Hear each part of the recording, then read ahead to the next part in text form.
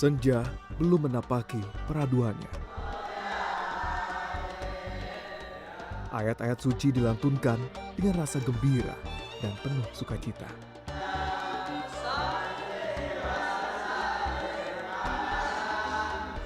Mengaji, sholat berjamaah, sampai mendengarkan tausiah merupakan rutinitas yang dilakukan menjelang maghrib oleh para santri Pondok Pesantren Autis Al-Ahsaniyah.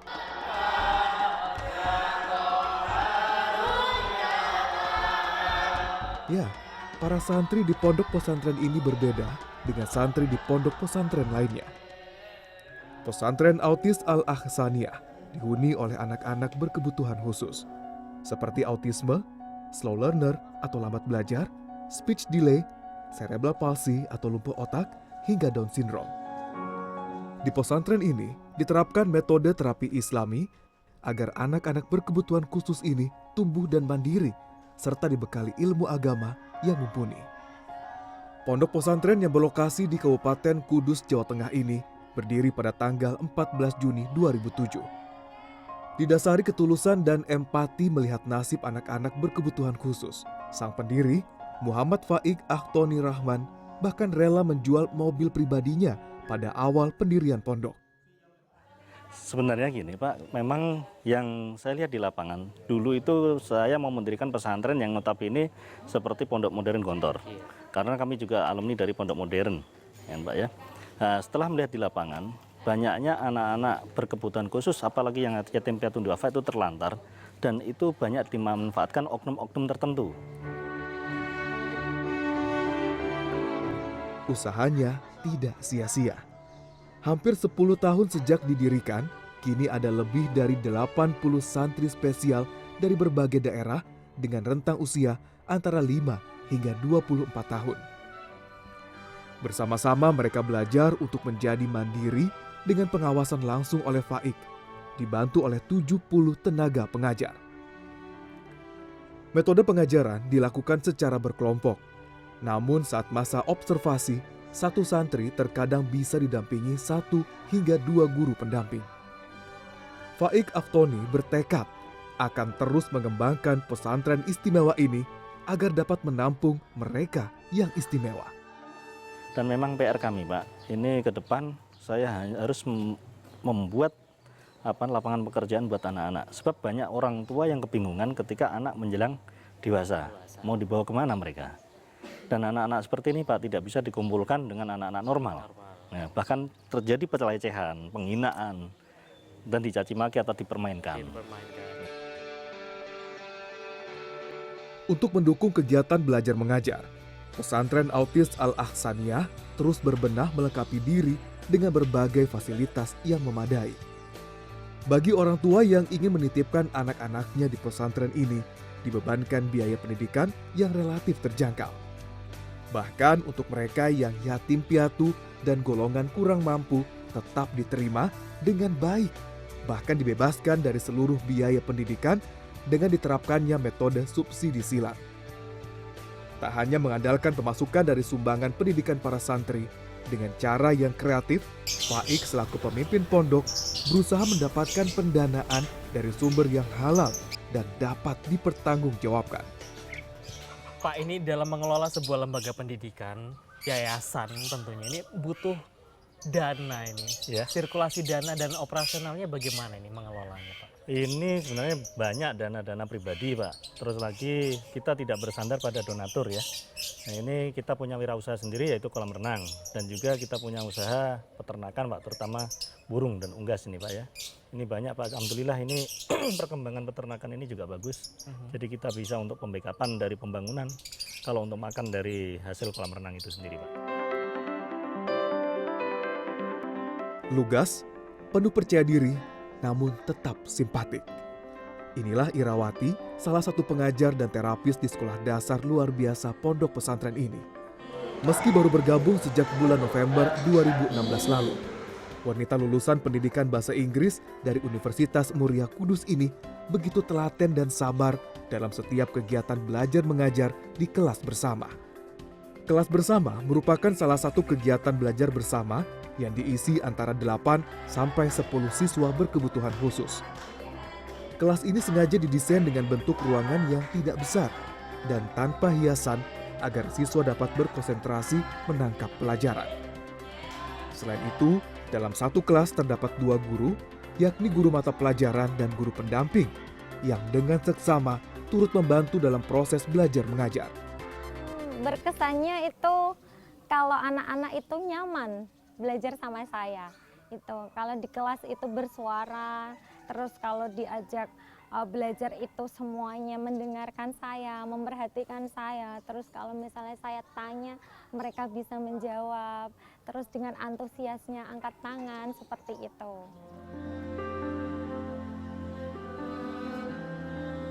Selain kelas bersama, para siswa dengan kondisi sindrom autisme tertentu juga belajar dan dilatih dalam satu sesi khusus, yakni kelas one-on-one. Kelas ini hanya melibatkan 1 orang guru dan 1 siswa dengan tujuan agar siswa mampu menyerap dengan maksimal materi pembelajaran. Selain menguasai setiap mata pelajaran, bagi para pendidik juga harus memiliki keikhlasan untuk mengajar. Hal ini merupakan salah satu kunci yang paling utama dalam mendampingi anak-anak berkebutuhan khusus. Meskipun para pengajar tidak mengenyam ilmu pendidikan luar biasa, namun pesantren ini tetap memberikan pendidikan dasar bagi Irawati dan pengajar lain mengenai penanganan siswa-siswi berkebutuhan khusus. Kalau untuk tantangannya pada saat proses pelajaran itu sudah berlangsung, itu tiba-tiba ada anak yang diganggu temannya, itu kan kadang biasanya langsung tantrum. Iya, biasanya itu saya itu langsung mengajak yang tantrum itu untuk saya sendirikan atau saya rangkul gitu biar tantrumnya itu meredam.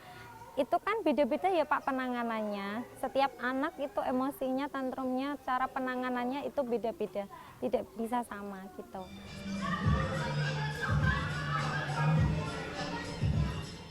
Wajah-wajah gembira diselingi gerak tubuh yang atraktif tergurat jelas saat santri-santri melaksanakan senam setiap Jumat pagi. Senam yang diiringi musik ternyata mampu mengalihkan perhatian dan menimbulkan perasaan yang menyenangkan. Bagi anak-anak berkebutuhan khusus, aktivitas fisik diselingi kegiatan bermain menjadi salah satu terapi yang ampuh untuk menekan tantrum atau emosinya. Nah, sebenarnya Pak, untuk program seperti ini kan ini adalah mencari bakat minat anak. Salah satunya di situ. Satu, untuk memacu bagaimana anak ini punya bakat bisa kita dukung, Pak. Nah, jadi nggak hanya akademik saja. Kalau anak-anak seperti ini Pak, kita berikan akademik saja, terus mau dibawa kemana mereka? Bahkan yang memang kita pikirkan di sini dan yang jelas tujuan utama itu adalah bakat minat mandiri anak, bukan akademik. Akademik nomor terakhir bagi kami, Pak.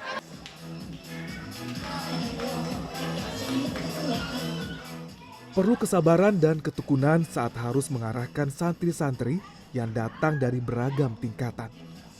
Di Pondok Pesantren Autis Al-Ahsaniyah terdapat 4 kategori siswa yang telah menempuh pendidikan, yakni basic atau paling dasar, intermediate, advance, dan terakhir adalah siswa yang masuk kategori treatment atau hanya membutuhkan perawatan. Setiap tingkatan dapat diselesaikan berdasarkan kemampuan masing-masing individu selama menjalani pendidikan.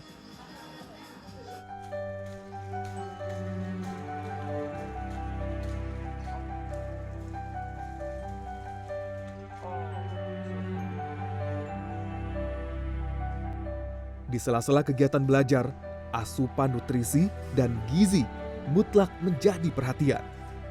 Di pondok pesantren ini, setiap santri disediakan 3 kali makan serta makanan tambahan di sela-sela waktu belajar. Anak-anak berkebutuhan khusus memiliki metabolisme tubuh yang berbeda. Mereka membutuhkan asupan gizi tertentu untuk menyeimbangkan tingkat kebutuhan nutrisi serta pencernaan yang baik. Para santri tidak diperbolehkan mengkonsumsi mie instan, susu, roti, dan keju karena mengandung gluten yang dapat menimbulkan jamur pada pencernaan mereka. Nah, ini menariknya adalah yang pernah saya baca adalah ada kombinasi lain, makanan, Pak. Iya. Katanya mereka tidak boleh mengkonsumsi makanan-makanan tertentu, Iya, betul. seperti yang tepung, terigu, Iya, banyak gluten, gula dan lain ya. sebagainya. Itu bagaimana cara mengelolanya ini, Pak? Memang Pak, ini untuk anak-anak kita tidak boleh, bahkan dari kami sendiri mengharamkan anak-anak mengkonsumsi seperti mie, roti, susu, keju. Sebab apa? Di dalam pencernaan anak ini banyaknya jamur, Pak. Jika anak mengkonsumsi makanan itu yang terlarang tadi, otomatis jamur ini semakin berkembang dan tingkat emosional semakin tinggi.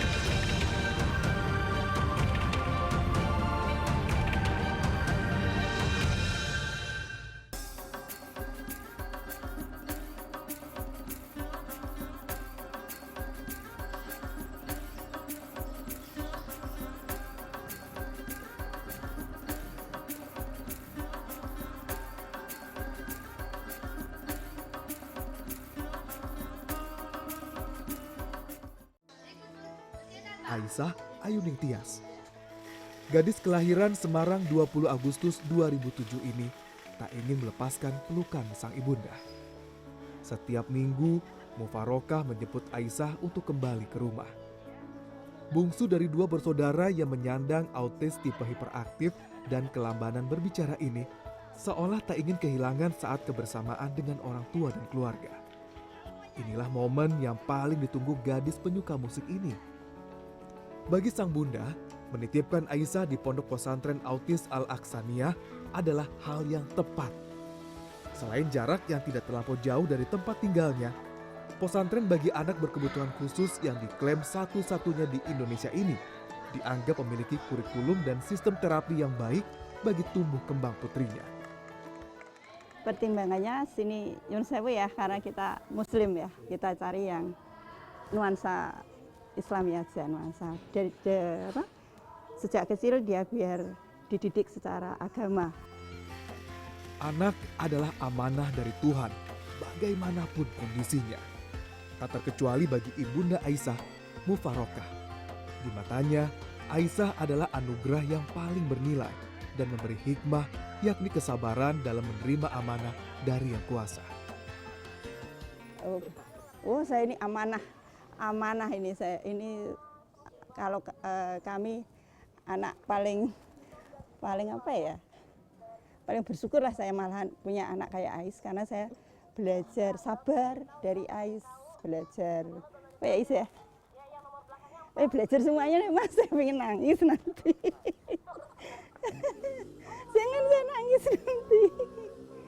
Gitu. Jadi kakak-kakaknya juga apa ya?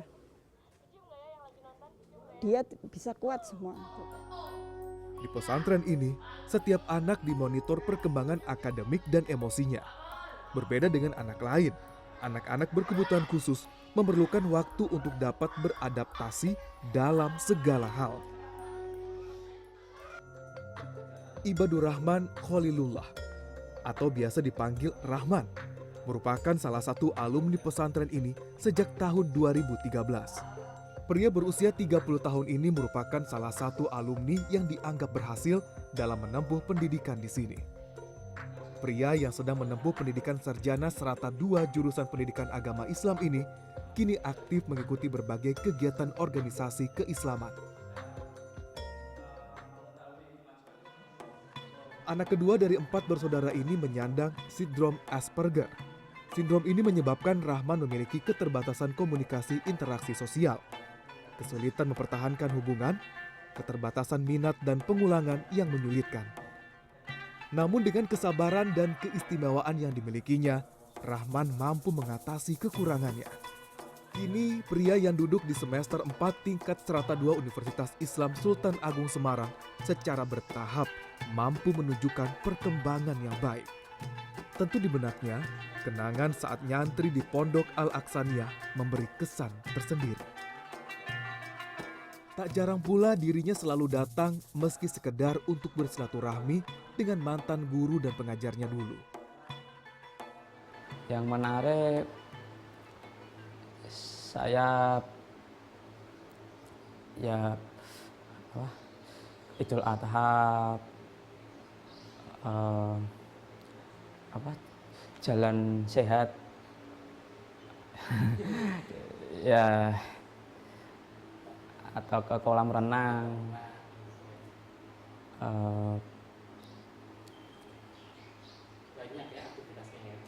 Jadi saya ada dua sesi ya, sewaktu jadi santri dan saya sudah jadi karyawan.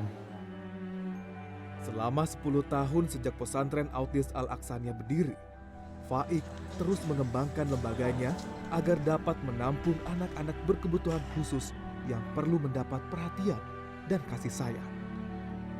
Di tengah berbagai keterbatasan baik pengembangan kurikulum, kurangnya perhatian dari instansi terkait tak membuat Faik patah semangat. Ini ada perhatian nggak dari instansi terkait atau mungkin juga pemerintah, baik pemerintah kota, pemerintah kabupaten, atau mungkin pemerintah pusat terhadap keberadaan sekolah autis pertama di Indonesia? Iya. Ini perhatian khusus Pak, yang pertama kali adalah dari Direktorat Jenderal Pusat Pak. Iya. Jadi bahkan untuk perizinan dulu dari Dinas Pendidikan Daerah, Dinas Pendidikan Provinsi, itu kesulitan kita. Makanya sampai anak-anak kita ini terbengkelai Pak. Dan sebenarnya harapan kami Pak di sini, ini bagaimana tidak adanya terjadi diskriminasi antara anak normal dengan anak-anak berkebutuhan khusus. Yang jelas Pak, sampai sekarang ini anak-anak ABK ini tidak ada yang mau menerima di sekolah-sekolah inklusi. Makanya kami ini mendirikan untuk SDLB-nya itu pun baru dapat izin dari pemerintahan. Terus lagi dari Depak Pak, kita tidak ada support sama sekali dari Depak. Kalau dari Dinas Sosial itu hanya beberapa anak yang yatim piatu duafa saja. Memang harapan kami Pak yang paling utama itu adalah adanya kepedulian masyarakat dan pemerintah. Bagaimana nasib anak-anak nanti ke depan. Sebab masa depan anak ini adalah tonggak utama sebenarnya harus dipikirkan oleh pemerintah Pak. Kerja keras Faik tidak akan berhasil tanpa dukungan berbagai pihak, termasuk dari orang tua santri. Pun demikian, dirinya terus meyakinkan pemerintah daerah dan lembaga swasta untuk tidak mengurangi perhatiannya kepada anak-anak istimewa ini.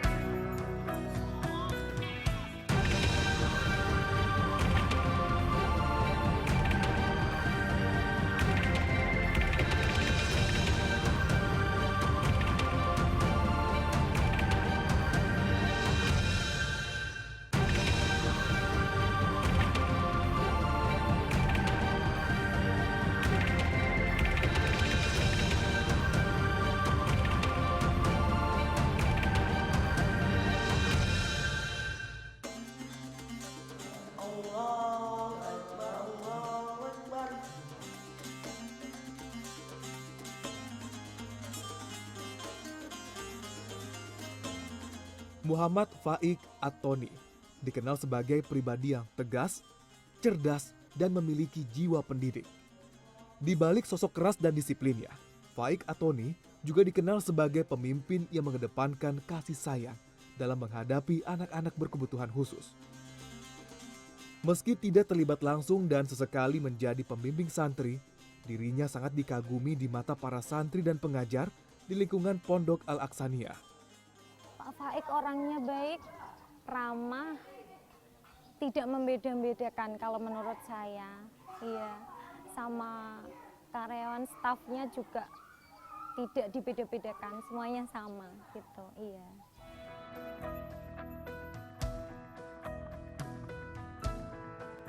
Di mata Faik At-Toni, anak-anak berkebutuhan khusus memang layak mendapat perhatian lebih serius. Selain karena keistimewaan yang melekat pada diri mereka, anak berkebutuhan khusus merupakan amanah tersendiri yang memerlukan perlakuan khusus, namun tidak harus selalu dimanja berlebihan. Gagasan mendirikan pondok pesantren anak berkebutuhan khusus ini didukung keahlian Faik sebagai ahli pengobatan ala Nabi atau Tibun Nabawi. Pria yang pernah mengenyam pendidikan di Pondok Pesantren Tambak Beras Jombang ini dikenal sebagai praktisi pengobatan Islam. Tak hanya itu, dirinya juga mendalami ilmu spesialis pengobatan Islam di International Cultural Center Mesir selama 6 tahun.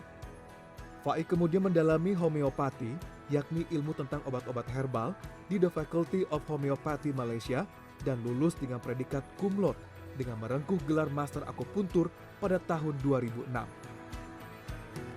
Karena keahliannya, pria yang pernah menjabat staf kesehatan di Kedutaan Besar Brunei Darussalam di Mesir ini didaulat menjadi Ketua Umum Asosiasi Tibun Nabawi Indonesia.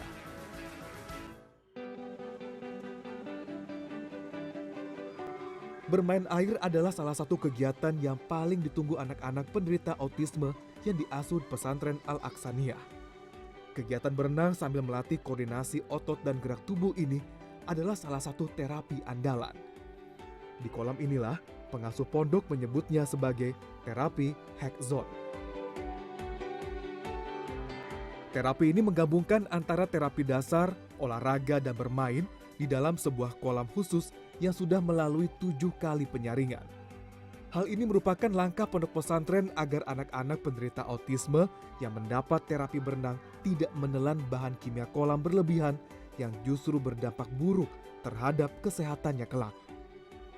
Terapi renang untuk para santri ini dilakukan sepekan 2 kali untuk terapi privat, sedangkan terapi reguler dilakukan sekali dalam sebulan. Terapi ini bila dilakukan secara rutin mampu mengendalikan tantrum atau emosi anak-anak autis yang cenderung hiperaktif.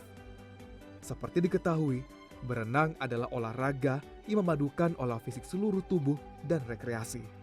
Karena dapat membantu menstabilkan aliran darah, maka emosi anak-anak autis juga dapat stabil, ditambah dengan pengeluaran hormon endorfin yang memacu rasa senang dan gembira.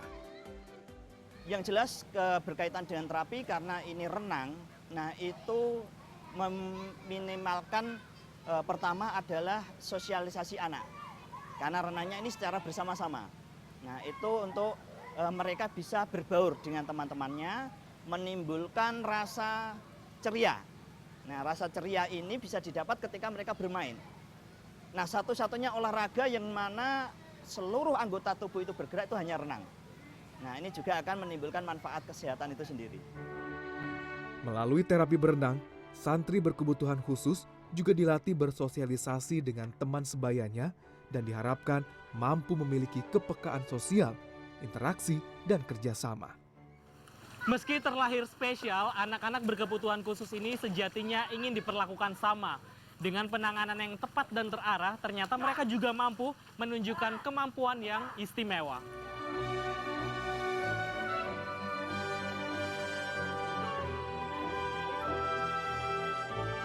Dalam perjalanannya, pondok pesantren mengalami berbagai rintangan. Faik kini semakin mantap mengelolanya dengan metode terapi dan pengajaran yang ia kembangkan sendiri bersama tim pengajar. Harapannya agar anak-anak penderita autisme ini juga dapat diberikan kesempatan untuk menunjukkan keistimewaannya.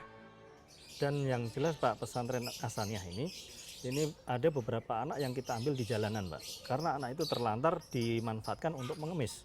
Ini harapan kami Pak, bagaimana pemerintah, masyarakat ikut peduli memikirkan anak-anak berkebutuhan khusus. Untuk orang tua yang memiliki anak semacam ini bagaimana?